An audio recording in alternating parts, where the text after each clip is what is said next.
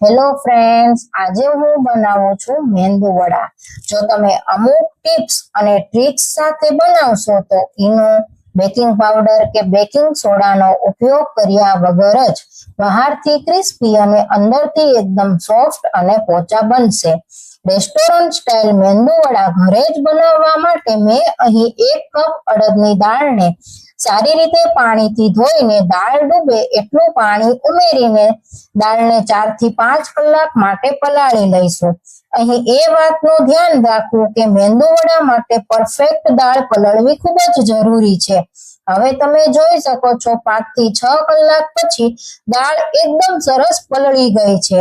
હવે દાળમાંથી બધું જ એક્સ્ટ્રા પાણી કાઢી લઈ દાળને મિક્સર જારમાં નાખી બરફના ટુકડા એડ કરી દરદરી પીસી લઈએ.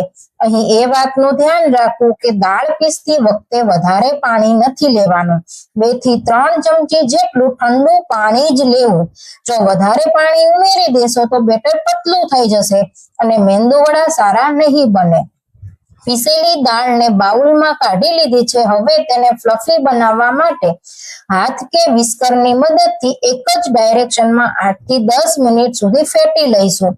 આપણું મેંદુ વડા બનાવવા માટેનું બેટર તૈયાર છે કે નહીં એ ચેક કરવા માટે એક વાટકીમાં પાણી લઈ એમાં થોડું બેટર ઉમેરીશું. જો બેટર પાણીમાં તરત જ ઉપર આવી જાય અને પાણીમાં તરે છે મતલબ આપણું બેટર તૈયાર છે.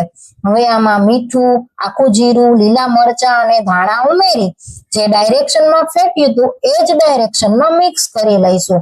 જો આપણે એને રિવર્સ ડાયરેક્શનમાં મિક્સ કરીશું તો આપણે બેટરમાં જે એર પોકેટ બનાવેલા તે બંધ થઈ જશે. હવે પરફેક્ટ મેંદુ વડા બનાવવા માટેનું આપણું બેટર તૈયાર છે. હવે હાથને પાણીવાળા કરી લઈ બેટર હાથમાં લઈ ચા ગળવાની ગળણી ઉપર નાખી આંગળીની મદદથી વચ્ચે હોલ કરી લઈ મીડિયમ ગરમ તેલમાં ઉમેરી દઈશું. આવી જ રીતે બધા વડા બનાવી લેવા. અહીં એ વાતનું ધ્યાન રાખવું કે તેલને વધારે ગરમ કરવાનું નથી, નહીતર વડા બહારથી તો ગોલ્ડન બ્રાઉન થશે પણ અંદરથી કાચા રહેશે. વડાને તેલમાં ઉમેર્યા પછી વડું ધીમે ધીમે ઉપર આવે પછી જ ફેરવવા અને ગોલ્ડન બ્રાઉન અને ક્રિસ્પી થાય ત્યાં સુધી તળી લેવા. તમે જોઈ શકો છો વડા પર બિલકુલ તેલ નથી અને બહારથી એકદમ ક્રિસ્પી અને અંદરથી રૂ જેવા સોફ્ટ બન્યા છે.